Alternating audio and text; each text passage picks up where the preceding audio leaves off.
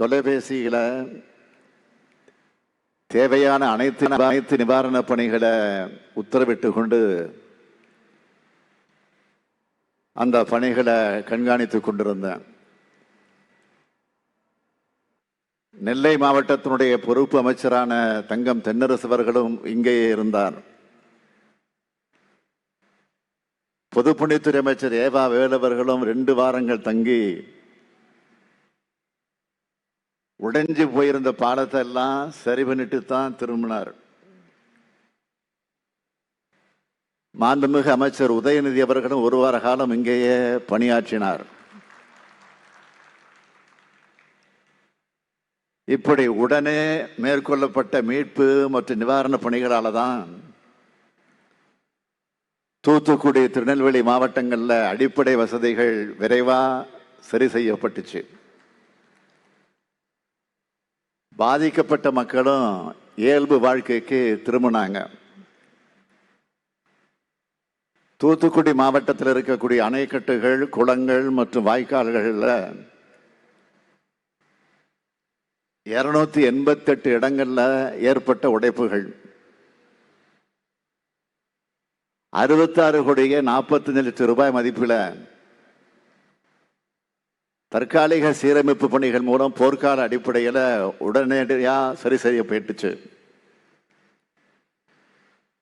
மேலும் இந்த உடைப்புகளை நிரந்தரமா சரி செய்ய 145 கோடியே 58 லட்சம் ரூபாய் நிதி ஒதுக்கீடு செய்யப்பட்டு பணிகள் மேற்கொள்ளப்பட இருக்கு.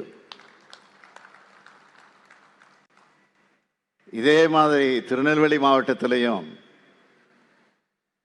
802 இடங்கள்ல ஏற்பட்ட உடைப்புகள்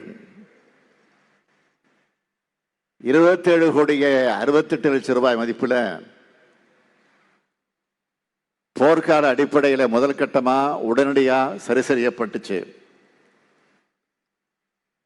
நிரந்தரமா சரி செய்ய 15 கோடியே 93 லட்சம் ரூபாய் நிதி ஒதுக்கீடு செய்யப்பட்டு பணிகள் மேற்கொள்ளப்பட இருக்கு.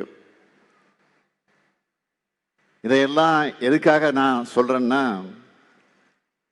நாங்க எப்பவும் உங்களோடு இருப்பவங்க.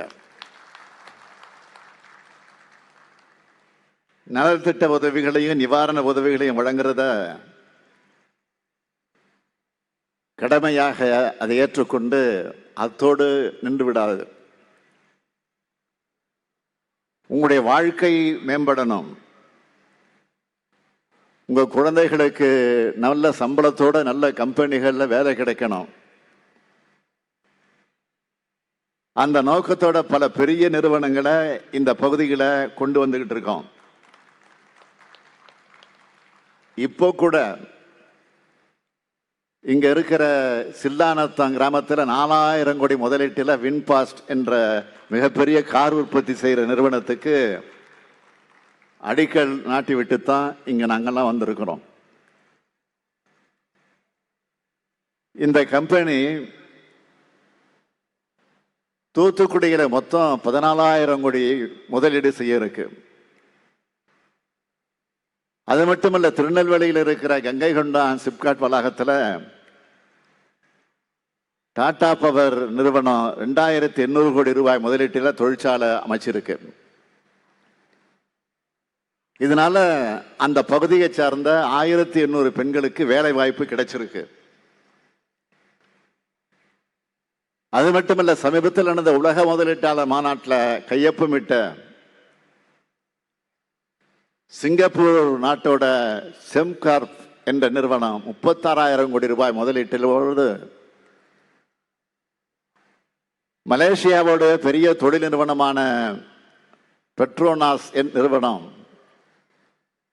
30,000 கோடி ரூபாய் முதலீட்டிலையும் தூத்துக்குடியில தொழிற்சாலைகள் அமைக்க இருக்காங்க.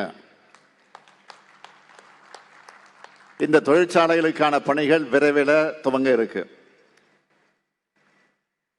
இந்த தொழிற்சாலைகள் அமையும் போது இந்த பகுதியை சார்ந்த ஆயிரக்கணக்கான படித்த இளைஞர்களுக்கு வேலை வாய்ப்பு கிடைக்குங்கிறத மகிழ்ச்சியோடு நான் தெரிவித்துக் கொள்ள விரும்புகிறேன்.